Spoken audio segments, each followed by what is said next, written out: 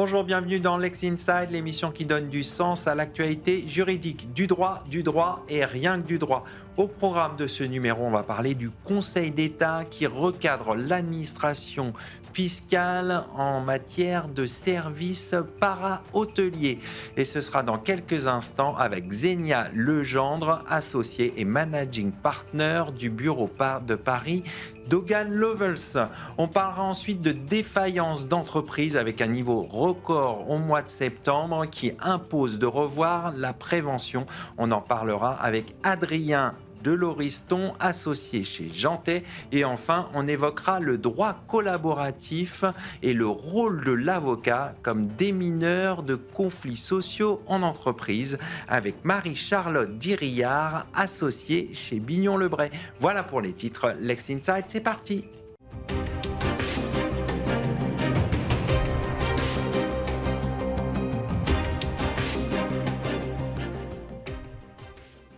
On commence ce Lex Inside et on va parler d'un arrêt du 12 novembre dernier par lequel le Conseil d'État a censuré plusieurs passages d'un BOFIP d'août 2024 qui portait sur le régime de TVA applicable aux locations meublées avec services para-hôteliers. Pour décrypter cet arrêt du Conseil d'État, j'ai le plaisir de recevoir Xenia Legendre, associée Managing Partners du cabinet Hogan Lovells à Paris. Xenia Legendre, bonjour. Bonjour Arnaud. Alors, on va parler donc de cet arrêt du Conseil d'État. Tout d'abord, pouvez-vous nous préciser le contexte de cette décision ? Alors, le contexte de cette décision est un recours pour excès de pouvoir qui a été formé par le syndicat professionnel des loueurs en meublé contre, effectivement, 3 passages du BOFIP. Le BOFIP qui était sorti en août 2024 suite à la modification de la loi par la loi de finances pour 2024. Sur quoi ça portait ? En général, c'est quoi l'enjeu de toute cette question ? Bien évidemment, c'est l'application ou la non-application de la TVA sur les locations meublées. Parce que les locations meublées dites passives sont exonérées de TVA. En revanche, les locations meublées avec certains services sont soumises à la TVA. Et bien évidemment, vous pouvez avoir des stratégies. Les personnes peuvent vouloir soumettre à la TVA ou ne pas vouloir soumettre à la TVA. Ce que tout le monde veut éviter, c'est bien sûr d'être redressé par l'administration fiscale après coup sur la TVA. Donc, soit on vous refuse la TVA et donc, du coup, tous vos coûts sur lesquels vous avez récupéré la TVA, du coup, on vous redresse sur cette TVA récupérée, sur vos coûts, les travaux, etc. Soit, inversement, on vous soumet à la TVA et du coup, on vous dit tout ce que vous avez encaissé de vos clients est soumis à la TVA et vous devez reverser la TVA, donc 10%, à l'administration fiscale. Donc on voit que l'enjeu est important. Il y a une distinction qui est essentielle pour bien comprendre cette décision, c'est la distinction entre location meublée et services para-hôteliers. Pourquoi c'est important ? Alors c'est important en effet parce qu'on veut que le marché des services d'hébergement soit soumis à une concurrence loyale. Donc c'est une question de concurrence loyale entre les hôtels qui eux sont soumis à la TVA et les locations meublées qui peuvent offrir des services qui commencent à ressembler aux services des hôtels et qui pourraient ne pas être soumis à la TVA si effectivement la stratégie des loueurs est de ne pas les soumettre à la TVA. Et du coup, on a élaboré un certain nombre de critères pour dire que, premièrement, il s'agit des locations qui sont en dessous de 30 jours. Donc ça, c'est parce que typiquement, quand on va dans un hôtel, on ne va pas y rester plus de 30 jours. Donc ça, c'est déjà important. Et deuxième critère, ce sont les 4 services. Donc il faut avoir offert au moins 3 des 4 services pour tomber dans ce domaine-là. Quels sont ces services ? C'est le petit déjeuner, c'est le ménage régulier, c'est la fourniture de linge de maison et l'accueil du client. D'accord. Et dès lors qu'on a rempli ces 4 critères, on est considéré... Alors, il faut remplir 3 des 4. 3 des 4. 3 des 4. Alors, le petit déjeuner, c'est rare qu'il soit fourni dans une location meublée un peu classique qu'on voit. En revanche, les 3 autres services, à savoir le ménage, le linge et la fourniture, enfin l'accueil du client, ça, ce sont les 3 services qu'on voit régulièrement dans les locations meublées. D'accord. Et donc, la question qui se pose, quel est le degré, comment le service doit être fait, enfin, de quel type de service on parle pour que ça tombe dans le domaine de la TVA. D'accord. Et qu'est-ce qu'il a fait le BOFIP ? Le BOFIP a dit, que si vous avez une location de moins d'une semaine, le service de ménage et de fourniture de linge de maison est réputé rendu si le ménage est fait avant votre entrée dans les lieux et le linge est fourni au moins une fois. Et donc, c'est là-dessus qu'a porté en fait, le recours pour excès de pouvoir, pour savoir est-ce que c'est suffisant, est-ce que en fait, le BOFIP n'a pas rajouté à la loi, sachant que la loi, elle parle du ménage régulier. D'accord. Et de la fourniture de linge de maison. Alors, on va venir sur la décision du Conseil d'État. Qu'est-ce qu'il a décidé alors ? Alors, le Conseil d'État a décidé que le BOFIP, tel qu'il était rédigé à l'époque, donc en août 2024, rajoute à la loi. Et ça, c'est une question intéressante. Ça veut dire que, effectivement, le Conseil d'État est le gardien du rôle de l'administration fiscale. Son rôle n'est pas de rajouter à la loi. Son rôle est d'interpréter la loi, mais ne pas de rajouter à la loi. Or, ce qui s'est passé dans ce BOFIP, c'est qu'il y avait une petite phrase qui dit si la location est d'une durée de moins d'une semaine, ce service-là, par exemple, de nettoyage, qui doit être nettoyage régulier, est réputé rempli si on a nettoyé les locaux juste avant l'entrée dans les lieux des personnes hébergées. D'accord.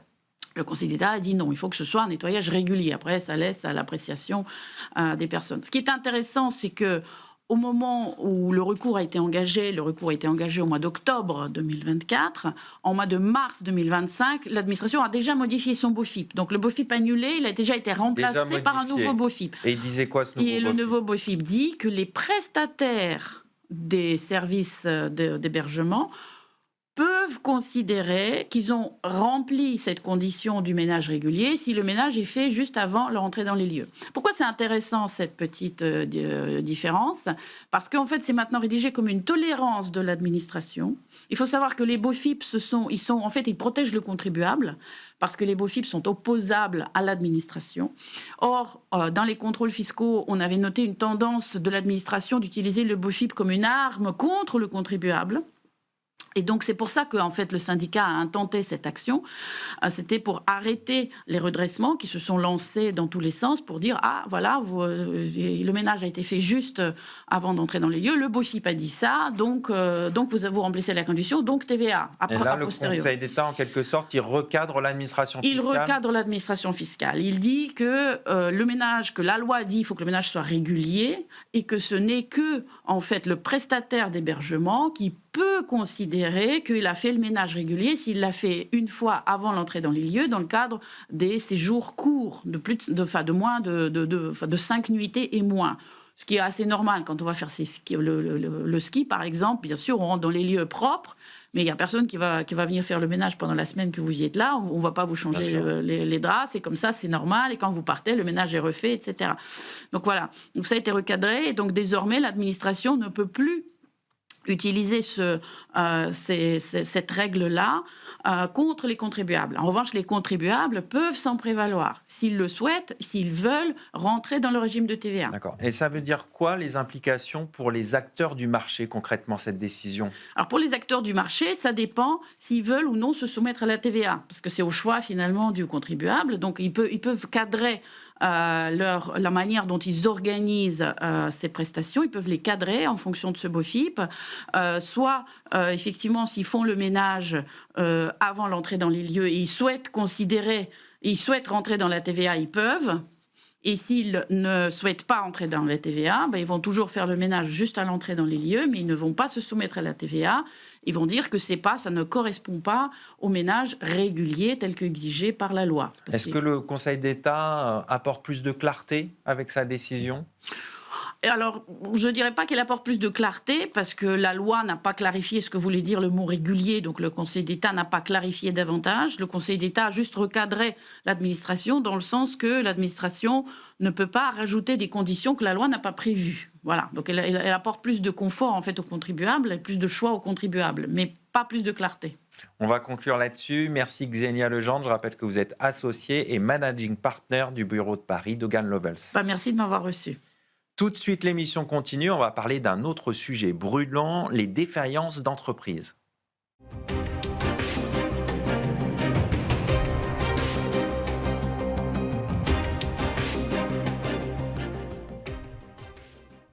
7000 défaillances d'entreprises au mois de septembre, un chiffre qui interroge sur la prévention. Pour en parler, j'ai le plaisir de recevoir Adrien Deloriston, avocat associé au sein du cabinet Jantet. Adrien Deloriston, bonjour. Bonjour Arnaud. Alors, on va parler ensemble de ces défaillances d'entreprises. Je le disais, 7000 défaillances d'entreprises en septembre, ce chiffre qui interroge. Comment vous analysez ce chiffre ? Alors c'est évidemment un chiffre qui est très important. On a rarement atteint ces niveaux-là.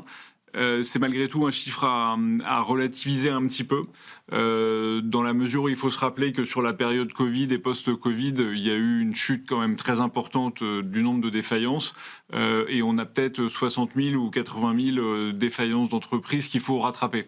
Alors évidemment, ça prend du temps, et donc on risque d'avoir des niveaux encore assez élevés, sans doute assez longtemps, pour avoir cet effet rattrapage. Ceci dit, ça reste un chiffre malgré tout préoccupant, surtout pour les entreprises de taille moyenne et les plus grandes entreprises, pour lesquelles cet effet rattrapage que je mentionnais en fait est déjà intervenu sur les années 2023-2024, et donc là on est plutôt au-dessus pour ces grandes entreprises, et donc c'est pour le coup des centaines d'emplois qui sont menacés. Donc voilà, à relativiser et en même temps qui reste préoccupant. Alors que ces chiffres qui sont à relativiser, comme vous dites, mais préoccupants, dans le même temps, on voit que les outils de prévention tels que la conciliation ou le mandat ad hoc sont peu utilisés. Comment vous l'expliquez ? Alors, peu utilisé, là aussi, je relativise. Un des effets positifs du Covid, ça a été la démocratisation de ces outils de prévention. Il y a eu une très forte augmentation du recours, notamment pendant cette période-là, à tel point que d'ailleurs au tribunal de commerce de Paris, désormais tribunal des activités économiques, il y avait 2 juges délégués à la prévention, il y en a beaucoup plus aujourd'hui, pour faire face justement à cet afflux de recours à la prévention. Malgré tout, effectivement, il y a encore des cas où des dirigeants viennent nous voir, et on aurait aimé qu'ils viennent nous voir plus tôt pour pouvoir justement avoir accès à ces mécanismes de prévention. Pourquoi ils ne le font pas, selon vous ? Il y a beaucoup de facteurs. Alors, il y a une méconnaissance. Nous, professionnels du restructuring, on essaye de faire cette pédagogie, de marteler que l'anticipation, c'est le maître mot pour régler ces difficultés. Mais on voit qu'il faut qu'on continue nos efforts à ce niveau-là.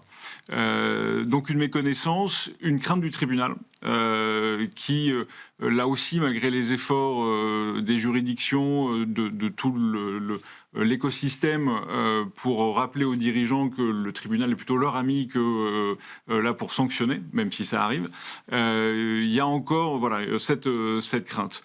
Et puis, ces mécanismes de prévention sont, me semble-t-il, pas adaptés pour toutes les entreprises. Je pense qu'il faut quand même des entreprises d'une certaine taille pour pouvoir absorber le coût et les ressources que cela nécessite, puisque bien, vous avez le plus souvent un conseil juridique qui accompagne un mandataire ou un conciliateur, et puis même la restructuration peut engendrer des coûts, et donc voilà, ces coûts-là peuvent aussi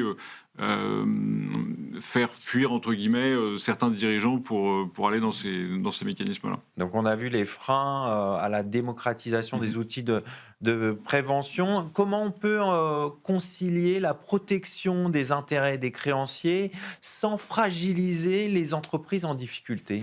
Alors c'est clé dans ces mécanismes de prévention, c'est de concilier les intérêts en présence. Alors vous évoquiez créanciers et puis l'entreprise, il y a aussi les salariés qui sont des parties prenantes importantes, l'actionnaire. Et donc en réalité le rôle du mandataire ad hoc ou du conciliateur va justement être d'essayer d'équilibrer les efforts de chacun, et que chacun ait le sentiment de faire un effort qui est contrebalancé par l'effort de celui qui est en face. On a des dirigeants qui peuvent être tentés d'obtenir des efforts extrêmes de la part de leurs créanciers. Souvent, c'est une mauvaise logique, parce que c'est un peu tuer l'avenir. Parce qu'un jour, alors ces créanciers, ça peut être ces banques, on peut avoir un jour besoin de ces banques pour un nouveau concours bancaire. C'est des partenaires commerciaux. Et donc, si on fragilise son partenaire commercial, eh bien évidemment, pour le futur, ça rend les choses très difficiles. Et donc, voilà, il y a cette nécessité d'obtenir des efforts des uns et des autres, tout en préservant les intérêts de chacun pour justement pouvoir rebondir, ce qui est quand même l'objectif final de ces procédures. Et là, justement, il y a un point qui est important pour rebondir, c'est avoir essayé de restaurer la confiance entre créanciers et débiteurs. C'est des situations qui sont compliquées. Et comment on fait pour restaurer cette confiance? Alors, exactement, parce que c'est vrai que quand une entreprise vient nous voir pour réfléchir à un mandat ad hoc, une conciliation, bien souvent, évidemment, les difficultés préexistent. Et donc, bien souvent, il y a eu une période où on a annoncé des choses à ses partenaires, à ses créanciers, à ses salariés, à ses co-contractants, qui ne se sont pas réalisées. Et donc, la confiance est très souvent rompue. Et effectivement, ce rôle du mandataire ad hoc et du conciliateur va être tenté de restaurer cette confiance. Et ça, c'est très important parce que c'est ce qui va permettre, in fine, de trouver un accord avec les uns et les autres. Et pour ça, il y a effectivement d'expliquer aux dirigeants qui doit transmettre un certain nombre d'informations et de l'autre côté aussi d'expliquer aux autres interlocuteurs que les efforts seront répartis et qu'ils ne sont pas les seuls à faire des efforts, etc. Donc effectivement, ces mécanismes de prévention ont un rôle essentiel dans le travail de restaurer la confiance, qui est vraiment un des points de départ pour trouver des solutions. Alors, je vais revenir sur un point que vous avez soulevé au début de cet entretien, c'est accompagner les dirigeants en amont dès le début. Comment on fait pour que justement que le dirigeant ait cette vigilance de vous solliciter dès le début? Alors c'est très difficile. C'est effectivement ce qu'on disait en début d'entretien, c'est que bien souvent les dirigeants ne sont pas au courant ou attendent le dernier moment, même quand ils ont l'information. On aimerait que tous les dirigeants soient informés de ces procédures et confiance dans le tribunal. Malheureusement, on voit que c'est très difficile. Et ce qui est assez normal dans un certain sens, puisque un dirigeant, pour qui tout va bien, il n'a pas envie d'écouter quelqu'un qui dit « Ah, mais au fait, les choses pourraient peut-être un jour mal se passer, et voilà ce qu'il faudrait faire. » Donc, bien sûr, il faut continuer nos efforts de pédagogie auprès des dirigeants, des chefs d'entreprise. Je pense aussi, peut-être plus efficace, de faire de la pédagogie auprès de l'écosystème de l'entreprise. Et je pense notamment aux experts comptables, aux commissaires aux comptes, même à nos confrères avocats habituels de la société, pour que, effectivement, lorsque eux décèlent des signaux faibles, puissent inviter le dirigeant justement à saisir cette opportunité d'aller solliciter la protection du tribunal. Parce qu'eux aussi, ils ont une relation privilégiée avec le chef d'entreprise. Exactement. Et puis, ce sont des gens qui sont, alors, surtout l'expert comptable, surtout l'avocat habituel, une relation un peu quotidienne avec le dirigeant. Donc, ils peuvent être informés plus en amont. Ils ont la confiance du dirigeant. Et donc, évidemment, si la recommandation vient d'eux, je pense que ça peut être très efficace. Donc il y a cet effort de pédagogie auprès des dirigeants et puis auprès de tout l'écosystème qui accompagne les entreprises au quotidien. On va conclure là-dessus. Merci Adrien de Lauriston. Je rappelle que vous êtes associé au sein du cabinet Jantet. Merci beaucoup. Tout de suite, on change de décor. On va parler droit collaboratif.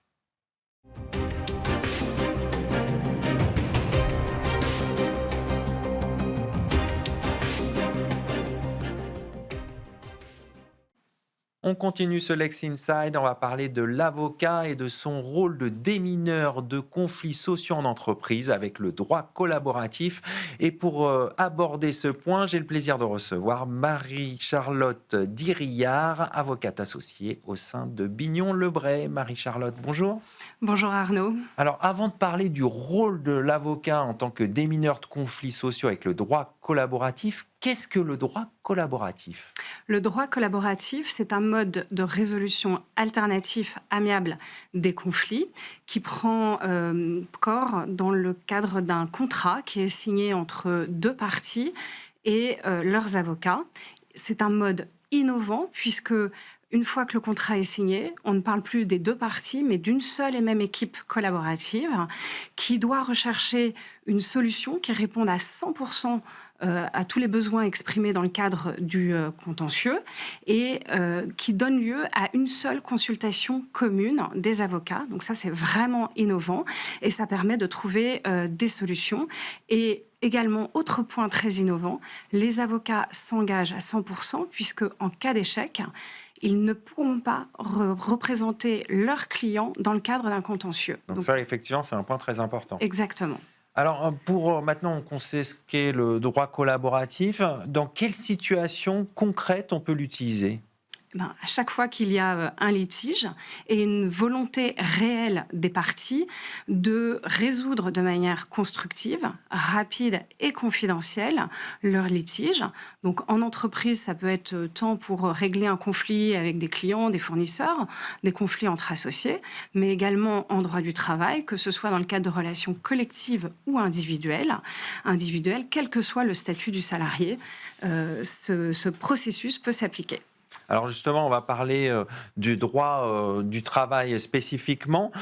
Pourquoi vous pensez que ce processus donc, de droit collaboratif est adapté au droit du travail ? Alors, il est vraiment adapté au droit du travail, puisque le droit du travail, c'est le droit des relations humaines. Et c'est dans ce cadre-là qu'il y a la plupart du temps du ressenti et des choses qui ne s'expriment pas. Donc, c'est le cadre idéal pour pouvoir exprimer justement tous les ressentis. Quand, par exemple, un salarié demande des sommes folles à titre de dommages et intérêts pour un licenciement qu'il estime sans cause réelle et sérieuse, il traduit en fait toute la frustration qu'il a eue d'avoir travaillé et de se faire licencier dans des conditions qu'il estime vexatoires. Et si on lui laisse le cadre nécessaire pour s'exprimer en toute bonne foi avec son employeur, l'employeur aura à ce moment-là l'occasion de le remercier peut-être pour les 30 années de travail bien fait, et à ce moment-là, le salarié sera probablement beaucoup plus réceptif aux raisons qui ont fondé le licenciement. Et dans ces cas-là, une solution naît de ces discussions, encadrées par leurs avocats en droit collaboratif. Alors, on sait qu'en droit du travail, il y a d'autres modes de rupture. Vous avez évoqué le licenciement, il y a aussi la rupture conventionnelle. C'est quoi la valeur ajoutée du droit collaboratif ? La rupture conventionnelle, c'est avant tout litige. C'est finalement une partie qui souhaite pouvoir rompre le contrat. On intervient en droit collaboratif une fois qu'il y a un litige pour le résoudre en mettant de côté toute la pression du contentieux et en se disant on se laisse une respiration, on s'engage contractuellement pour pouvoir résoudre en toute bonne foi un contentieux. D'accord. Alors, pour bien comprendre, est-ce que vous avez un exemple à nous partager ? Bien sûr, j'en aurais beaucoup, mais je vais partager avec vous mon premier dossier de droit collaboratif. J'intervenais pour une start-up qui, à ses débuts, a recruté un responsable de l'informatique qui était tout à fait compétent pour mettre en œuvre tout le process informatique, créer le réseau. Et lorsque la start-up a commencé à se développer, notamment à l'international, il a fallu recruter un directeur informatique avec plus de compétences et également des compétences managériales, ce que le responsable n'avait pas et ce qu'on ne lui demandait pas au début. Bien évidemment, il a pris ça pour une rétrogradation, il a trouvé ça humiliant, il s'est opposé, il était en mal-être qu'il a exprimé, il s'est mis en arrêt maladie et a sollicité par l'intermédiaire d'un avocat des dommages à intérêts et la rupture du contrat. Les négociations entre avocats ont au début patiné et il y a un moment où j'ai proposé ce processus collaboratif. Comment vous l'avez amené ? Je sentais qu'il y avait beaucoup une réelle volonté des parties de trouver un accord et en même temps une incapacité à s'exprimer parce qu'il n'y avait pas ce lieu bienveillant entre avocats formés encore une fois à toutes ces procédures d'écoute active, de reformulation. Et lorsque je l'ai proposé, mon client m'a tout de suite dit oui et la partie adverse à l'époque l'a accepté. On a formé une équipe collaborative et mon client a compris que l'arrêt maladie était réel et qu'il y avait un véritable mal-être et de la même façon, il a pu exprimer toute la reconnaissance qu'il avait vis-à-vis de ce salarié qui, du coup, a eu toute la reconnaissance qu'il cherchait au travers de son action judiciaire, et nous avons pu trouver une solution où le salarié a été acteur de la solution. Il ne l'a pas subi, il était véritablement acteur. C'est quoi les clés de la réussite justement du droit collaboratif sur un dossier tel que celui-ci ? Alors, c'est de pouvoir former une véritable équipe avec l'autre avocat, puisque c'est nous qui pouvons former, assurer un cadre propice aux réelles discussions, en toute bienveillance, encore une fois, mais c'est un peu galvaudé, bienveillance. Là, c'est vraiment arriver à ce que chacun puisse exprimer ses besoins, ses préoccupations, de manière à adresser, en dehors du prisme, toute négociation, c'est du temps, c'est de l'argent. Pas toujours, notamment dans les relations humaines, notamment en droit du travail. Et donc, grâce à cette complexité qui est maîtrisée au travers de l'équipe collaborative, on parvient à des solutions absolument incroyables, notamment avec cette étape du brainstorming où on s'accorde 1 heure ou 2 pour trouver toutes les solutions possibles. Comment on fait justement quand on a des intérêts qui sont contradictoires entre un employeur et un salarié? Comment on arrive justement à créer cette équipe et justement avec cette étape du brainstorming, à trouver, concilier les points, etc. Alors, ce sont les étapes de la procédure collaborative qui permettent cela, parce que, comme je le disais, il y a d'abord une étape d'expression des besoins, des préoccupations. Donc, les parties se comprennent un peu mieux. On identifie les points de friction juridiques qui sont adressés par une consultation commune. Donc là, en fait, tous les fantasmes tombent, entre guillemets. On sait exactement quels sont les enjeux financiers et on sait aussi que les parties ont tout un intérêt à ce que ça se solde. Le salarié, par exemple, pour tourner la page et l'employeur pour pouvoir être tourné vers l'avenir. Exactement. D'accord. Merci Charlotte Dirillard pour cette explication donc, sur le droit collaboratif et son application en droit du travail. Je rappelle que vous êtes associée au sein du cabinet Bignon-Lebray. Merci beaucoup. Merci à toutes et à tous pour cette fidélité. On va conclure cette émission. Restez curieux et informés. À demain sur Be Smart for Change.